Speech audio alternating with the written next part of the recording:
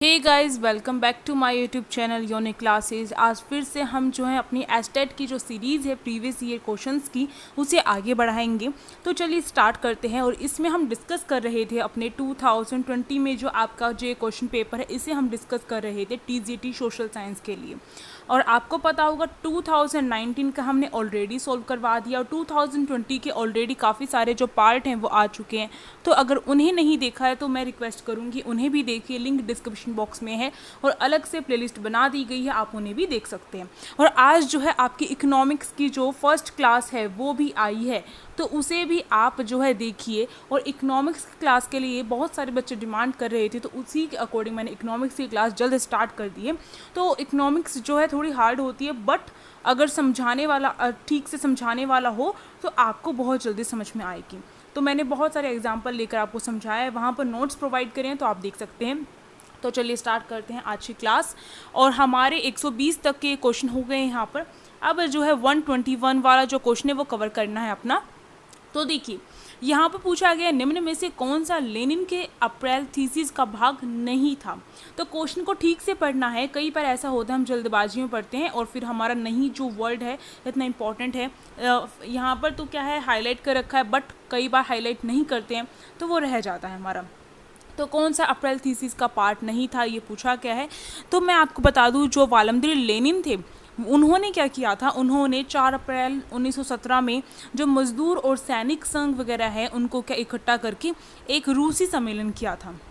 तो ये बात ध्यान रखनी है, रूस से रिलेटेड है। रूसी सम्मेलन किया था वालमदीर लेनिन ने, इनका पूरा नाम वालमदीर लेनिन था। तो इन्होंने कब किया था ये रूसी सम्मेलन? 4 अप्रैल को किया था, 4 अप्रैल 1917 को। ठीक है, तो ये बात ध्यान रखनी है। और इसी को कहा जाता था अप्रैल थीसिस।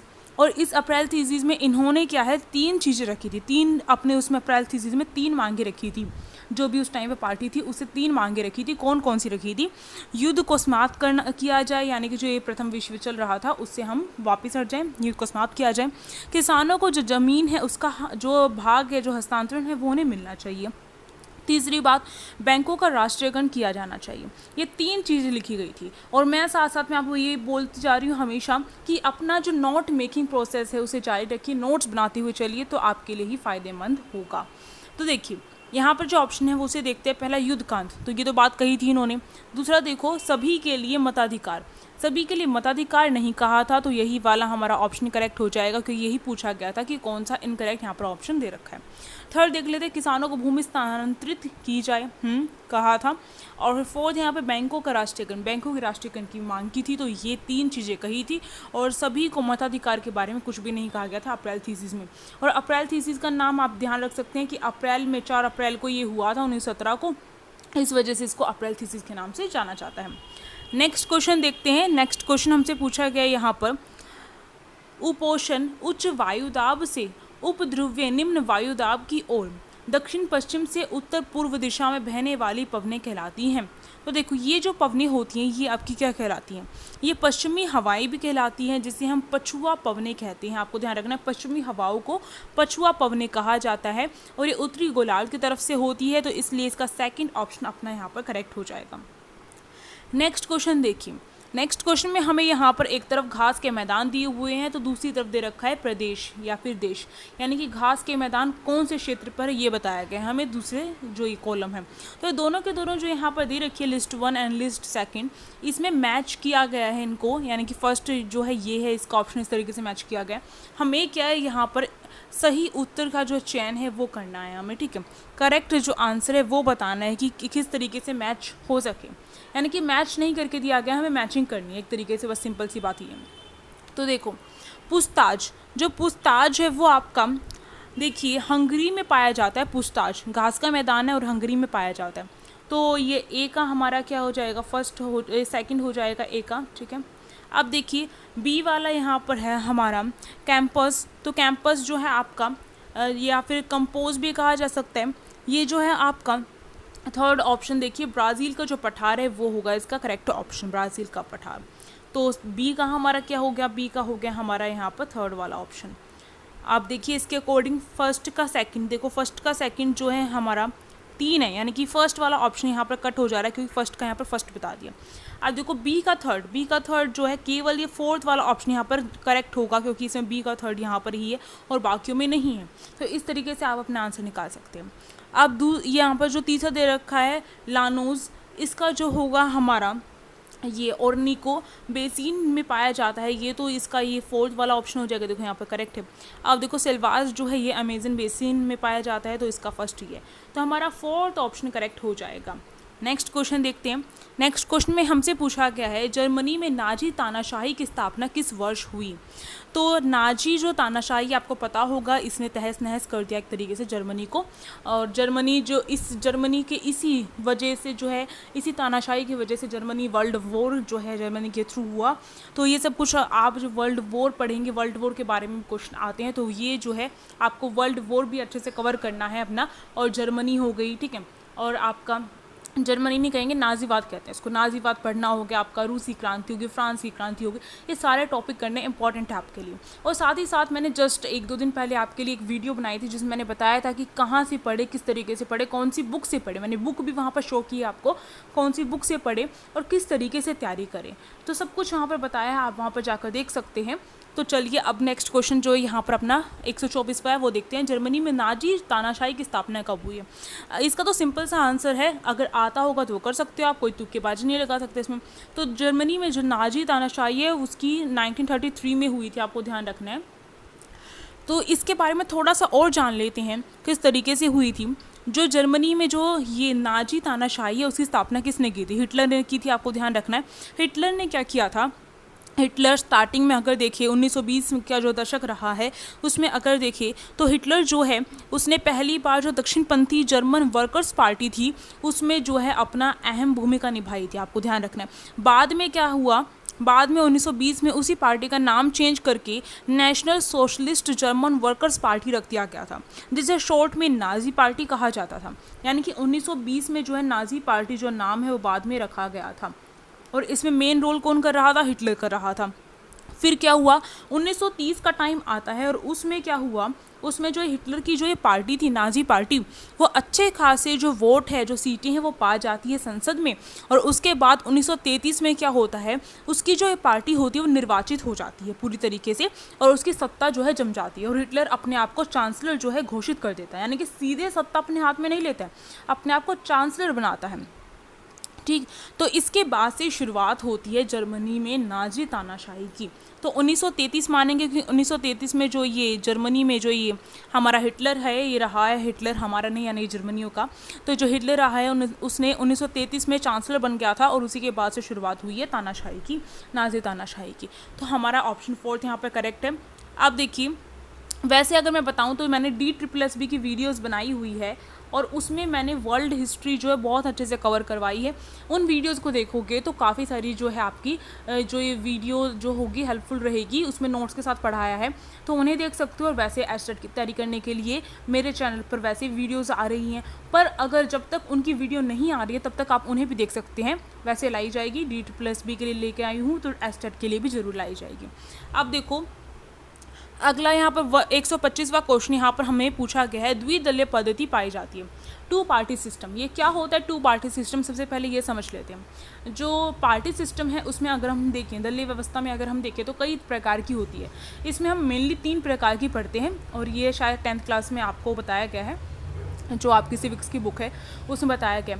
एक दलीय, द्विदलीय और बहुदलीय, आपको ध्यान रखना है। एक दलीय में क्या होता है, केवल एक ही पार्टी होती है, जो देश होता है उसमें केवल एक ही पार्टी होती है, और वही क्या करती है, उसी के 2-4 जो है जो प्रतिनिधि होते हैं वो चुनाव लड़ने के लिए खड़े होते हैं। यानी कि पार्टी एक है, उसी से 3-4 बंदे खड़े हो जाते हैं, वो चुनाव लड़ते हैं। यानी कि आप चाहे इसको जिताओ, चाहे इसको जिताओ, चाहे इसको जिताओ, जीतना कौन है, जीतनी तो ये पार्टी ही है ना। और ऐसा ही सिस्टम किस में पाया जाता है, चीन में पाया जाता है, ऐसा ही सिस्टम आपको ध्यान रखना है। इसके बाद द्विदलीय की बात करें, अगर हम द्विदलीय में, जैसे नाम से पता है 2 दल, तो यहाँ पर 2 दल होते हैं द्विदलीय पार्टी में। इसमें क्या होता है कि देश में 2 दल होते हैं, और उसी से क्या प्रतिनिधि जो हैं चुने जाते हैं। तो ये द्विदलीय पार्टी होती है, और ये कहाँ पाई जाती है, ये पाई जाती है आपकी ब्रिटेन में, ठीक है।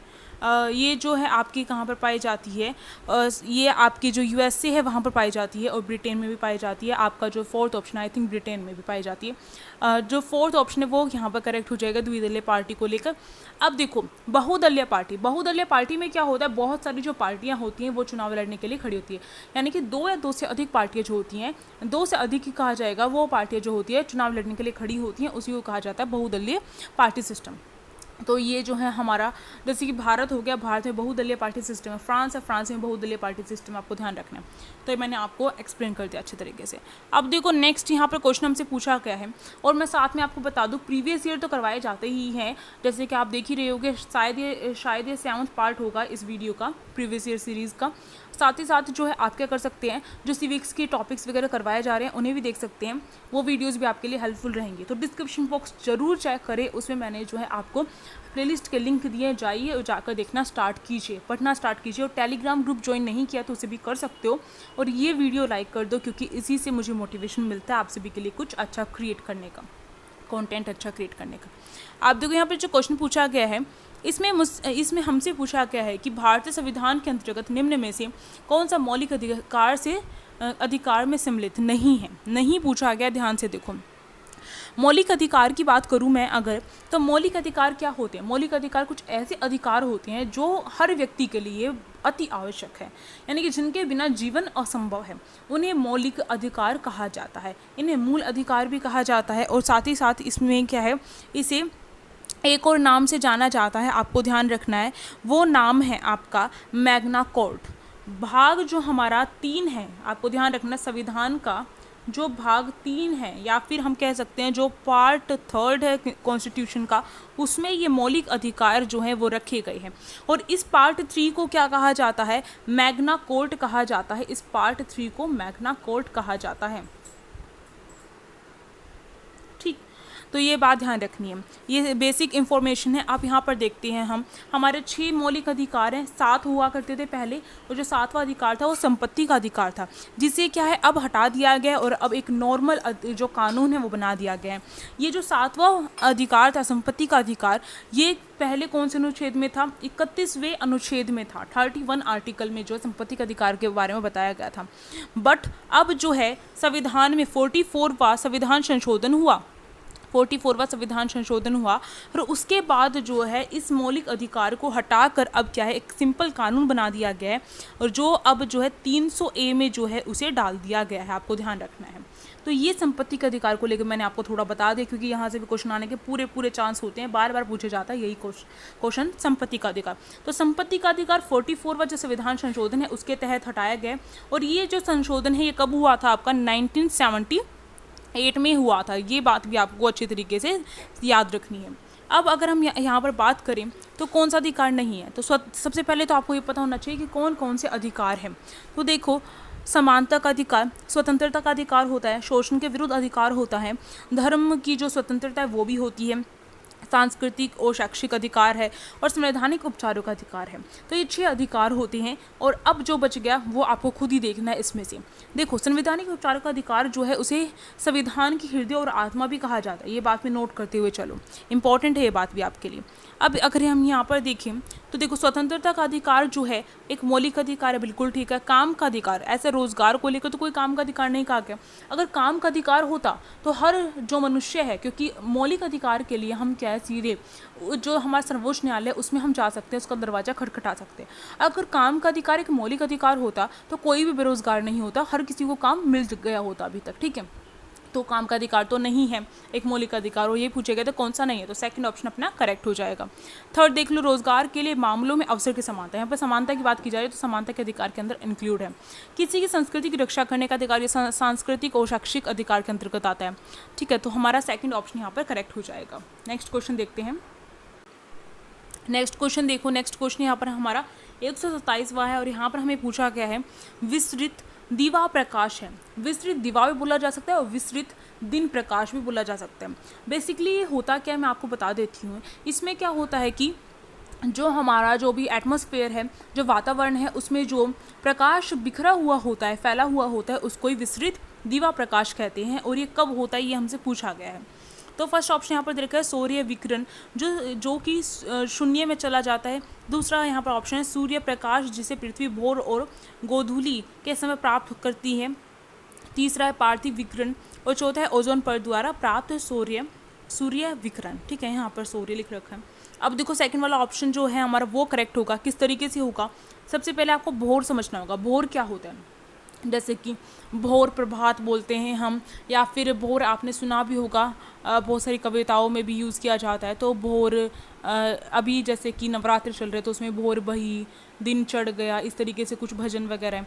तो ये भोर जो होता है इस तरीके से याद कर सकते हो। मैंने एग्जांपल लिया ओनली यहाँ पर, तो इस तरीके से याद कर सकते हो। भोर जो होता है हमारा सुबह का टाइम होता है। इसमें क्या होता है, जब हमारा सूर्य उदय होता है, यानी कि जब सनराइज़ होता है, सूर्य उदय होता है और हमारा पूरा दिन निकलता है, उसके बीच में जो उजाला रहता है ना, उसको ही कहा जाता है भोर। आपको ध्यान रखना है। अब देखो गोधूली क्या होता है? गोधूली में क्या होता है कि जब हमारा सूर्य जो होता है अस्त होता है, यानी कि सनसेट होता है, और जब पूरे का पूरा अंधकार हो जाता है, यानी कि पूरी की पूरी रात हमें दिखाई देती है, उससे पहले का जो समय होता है, उसके बीच का जो समय होता है, यानी कि सूर्य अस्त होने से लेकर हमारा जो पूरा अंधेरा होने तक का जो समय है बीच का, उसको गोधूली कहा जाता है। तो ये जो प्रकाश होता है, इन दोनों प्रकाशों को ही क्या है, ये जो विसरित जो दवा प्रकाश है वो कहा जाता है, और इन दोनों प्रकाशों को सूर्य से प्राप्त किया जाता है। तो ये बात ध्यान रखनी है आपको। नेक्स्ट देखिए, नेक्स्ट क्वेश्चन हमारा यहाँ पर 128वां है, और यहाँ पर हमसे पूछा गया निम्नलिखित में से कौन सी कायांतरित चट्टान नहीं है?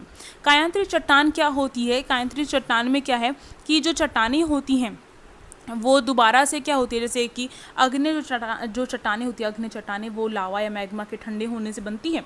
और फिर जो कायांतरित चट्टानें होती है वो क्या होती है, जब ये ठोस चट्टानें जब अपने आप बहुत ज़्यादा टेम्परेचर में और बल के द्वारा जो चट्टानें होती हैं, दबाव के द्वारा जो चट्टानें होती हैं दोबारा से जो है लावा में बदल जाती हैं, उसको ही क्या कहा जाता है? उसको ही कहा जाता है रूपांतरित चट्टान। आपको ध्यान रखना है। तो उसकी संरचना जो है फिर से दोबारा से वही आकार ले लेती है, तो उसको ही रूपांतरित चट्टान कहा जाता है। अब देखो, जो रूपांतरित या फिर कायांतरित चट्टानें दोनों एक ही होती हैं, आपको ये बात ध्यान रखना है। और इसका जो एग्जाम्पल कौन सा नहीं है ये हमसे पूछा गया है। तो फर्स्ट ऑप्शन यहाँ पर संगमरमर है, दूसरा यहाँ पर क्वार्टराइज दे रखा है, तीसरा यहाँ पर ग्रेफाइट है, और चौथा यहाँ पर गार्बो दे रखा है। तो देखो संगमरमर तो इसी का एग्जाम्पल है, आपको ध्यान रखना है। संगमरमर जो है हमारा जो संगमरमर होता है वो भी बदलता है, और ये ग्रेफाइट जो है तो वो भी बदलता है हमारा, और ये क्वार्टाइज भी बदलता है। पर ये जो हमारा फोर्थ वाला ऑप्शन है ये चेंज नहीं होता है कभी कायांतरित चट्टान में। ये ठोस होता है, आपको ध्यान रखना है, मोटा होता है। ये मोटे दाने वाली जो गहरे रंग की जो अग्नि चट्टान होती है ना वो होता है, और ये कभी भी कायांतरित चट्टान में चेंज नहीं होता है। ये बात ध्यान रखनी है आपको। नेक्स्ट क्वेश्चन देखो, नेक्स्ट क्वेश्चन हमसे पूछा गया है यहाँ पर दिया गया ग्रीनविच मध्यमान समय स्थानीय समय है। तो ग्रीनविच जो मेन टाइम है ये जो है कहाँ पर लोकेट है, ये आपको पूछा गया है यहाँ पर। तो यानी कि क्या कहा जाता है इसको, 180 डिग्री पूर्वी मध्याह्न का, दूसरा देखा 180 पश्चिमी मध्याह्न का, तीसरा देखा 180 डिग्री पूर्वी तथा 180 पश्चिमी दोनों मध्याह्नों का, और चौथा देखा प्रधान मध्याह्न का, प्राइम मेरिडियन। तो यही वाला ऑप्शन अपना करेक्ट होगा। ये जो ग्रीनविच मध्य है मान समय है, यानी कि ग्रीनविच पर जो है हमारी देशांतर रेखा होती है, आपको ध्यान रखना है। देशांतर रेखा ऐसे खड़ी वाली रेखाएं होती है। तो मानो ये बहुत सारी रेखाएं हैं हमारी देशांतर रेखाएं, तो ये 180 होती हैं, आपको ध्यान रखना है। तो ये हमारी जो है 360 होती है, 360 होती हैं। तो इसमें क्या होता है, इसमें जो ग्रीनविच है उसे हमने एक ऐसा मान लिया है, ये वाली लाइन कुछ मान लो ये ग्रीनविच से होकर गुजरती है, और यहीं से हमने जो है इसी को एक्सटेंडेड टाइम के लिए हमने मान लिया है। उसका बहुत अच्छे से एक्सप्लेनेशन मैंने जो है जो हमारा ये आया था देशांतर वाला जो एनसीईआरटी का चैप्टर करवाया है मैंने, उसमें बहुत अच्छे तरीके से एक्सप्लेन किया, तो उसे आप देख सकते हैं। इसे मान लिया है, और ये क्या है इंग्लैंड में है, आपको ध्यान रखना है। इंग्लैंड में एक वेधशाला है, वहीं पर ग्रीनविच है, उसे जो है हमने जो स्टैंडर्ड टाइम मान लिया है उसी के अकॉर्डिंग जो होता है देश में जो समय का निर्धारण है उसी के अकॉर्डिंग होता है। बस हमें ये पता लगाना पड़ता है ग्रीनविच से कौन सा देश पश्चिम में है और कौन सा देश पूर्व में है। और आपको ध्यान रखना है ग्रीनविच से भारत का जो समय है 5.5 घंटे आगे है। ठीक है, आपको ध्यान रखना है भारत का समय 5.5 घंटे आगे है। अब देखो प्रधान जो मध्याह्न है वो कहा जाता है इसको। इसके साथ साथ आपको ध्यान रखना है जो देशांतर 0 डिग्री जो है वो यहीं पर होती है, आपको ये भी बात ध्यान रखनी है। अब देखो नेक्स्ट क्वेश्चन देखते हैं। और हर 15 डिग्री के बाद, आपको ध्यान रखना, हर 15 डिग्री के बाद जो होता है, जो समय होता है वो देखा जाता है। यानी कि जो ये लाइनें हैं हमारी, जिसे हम लॉन्गिट्यूड कहते हैं, 15 डिग्री के अंतर पर हम जो है इन्हें देखते हैं और उसके आधार पर हम जो समय का निर्धारण है वो करते हैं। ये भी आपको ध्यान रखना है। अब देखो 130वां जो क्वेश्चन है ये हमारी इस वीडियो का लास्ट क्वेश्चन होगा, फटाफट से इसे भी कर लेते हैं। यहाँ पर हमसे पूछा गया 19वीं शताब्दी में यूरोप के उदारवादी मुख्यतः किस वर्ग के थे। तो 19वीं शताब्दी की बात करें तो यूरोप में जो उदारवादी थे, उदारवादी किन्हें कहा जाता है ये भी बात ध्यान से सुन लो। उदारवादी एक राजनीतिक दर्शन होता है, ठीक। तो ये जो होता है इसके अंतर्गत क्या होता है, इसमें जो उदारवादी जो भी सोच रखते हैं या उदारवादी जो भी होते हैं वो क्या करते हैं, सरकार का प्रतिनिधित्व करते हैं और उनका मानना है कि सरकार जो है इम्पोर्टेंट है और सरकार की जितनी भी कार्रवाई है उन्हें वो प्रचारित करना चाहते हैं। तो इसका मतलब वो क्या कर रहे हैं, वो प्रेस की स्वतंत्रता करवाना चाहते हैं, इसके साथ साथ जो सभा वगैरह होती है उसकी स्वतंत्रता पूरी तौर पर चाहते हैं, ये भी ध्यान रखना है। और साथ ही साथ जो उदारवादी होते हैं उनका मानना है कि जो पुरुष हैं, जो मेल हैं, जो पुरुष हैं उनका जो अधिकार है, संपत्ति पर जो अधिकार होता है वो स्वामित्व होता है उनका एक तरीके से।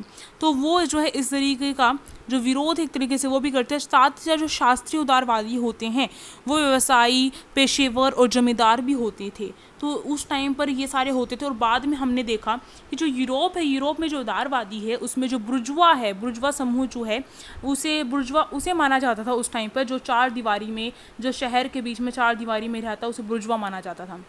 बाद में जो नाम है फ्रांस से निकला है नाम, आपको ध्यान रखना है। बाद में जो नाम है 18वीं शताब्दी में प्रसिद्ध हो गया था और धीरे धीरे चलते चलते यूरोप में भी ये पहुंच गया बुर्जुआ। और ये देखा गया कि बुर्जुआ में कौन आता है, जो पेशेवर है, निर्माता है, साहित्यिक में अपना कुछ इम्पोर्टेंट रोल रखता है, यानी कि मध्यम वर्ग से रिलेटेड है जो व्यक्ति, और जो राजनीतिक प्रभाव की मांग करता है, राजनीति में अपना जो प्रभाव है यानी कि वो भी राजनीति में इंक्लूड हो, मध्यम वर्ग का व्यक्ति, उसे बुर्जुआ कहा जाने लगा। तो ये ध्यान रखना, 19वीं शताब्दी में यूरोप में जो उदारवादी मुख्यतः किस वर्ग की हुआ करते थे, बुर्जुआ की हुआ करते थे। तो हमारा फोर्थ ऑप्शन यहाँ पर करेक्ट होगा। अब जो हम नेक्स्ट क्लास में जो है अपने और क्वेश्चन करेंगे और धीरे धीरे करके हम एस्टेट के सारे प्रीवियस क्वेश्चंस को कवर करते हुए चलेंगे। तो अगर वीडियो अच्छी लगी तो लाइक कर सकते हो, शेयर कर सकते हो, कमेंट करके बता सकते हो। आपको पता है कि आपके कमेंट से मैं बहुत ज़्यादा मोटिवेट होती हूँ, तो एक छोटी सी कमेंट कर दीजिए और साथ ही साथ जो टेलीग्राम ग्रुप को ज्वाइन कर लीजिए। और इसके साथ ही साथ डिस्क्रिप्शन बॉक्स को ज़रूर चेक करिए, प्लेलिस्ट की लिंक नहीं मिलती है फिर मुझसे आप जो है कमेंट बॉक्स में कमेंट करके प्लेलिस्ट की लिंक भी मांग सकते हैं। वैसे तो मैंने डिस्क्रिप्शन बॉक्स में डाली हुई है, वहाँ पर जाइए, चेक करिए और पढ़ना स्टार्ट करिए। बहुत कम टाइम रह गया है और अभी पढ़ाई नहीं करोगे तो कब करोगे। देखिए ये तो सब बातें कहने की होती है कि पढ़ाई कर लो, बट ये रोज़ कहूँगी आपको पढ़ाई कर लो, डेली कहूँगी तो आपके मन में आएगा कि मुझे पढ़ना चाहिए। ठीक, अपने आप को मोटिवेट रखिए, किसी प्रकार से आप डीमोटिवेट मत रहिए। अब जो हम नेक्स्ट क्लास में मिलेंगे और आप ये सोचिए कि आप अभी नहीं पढ़ेंगे तो आपके जो साथी हैं जो एस्टेट को क्लियर करके आगे जाकर जॉब पाने वाले हैं वो भी तो तैयारी कर रहे हैं, तो आप उनसे पीछे कैसे रह सकते हैं। अब जो हम नेक्स्ट क्लास में मिलेंगे तब तक के लिए आप ऐसे ही पढ़ते रहिए। Thank you for watching this video.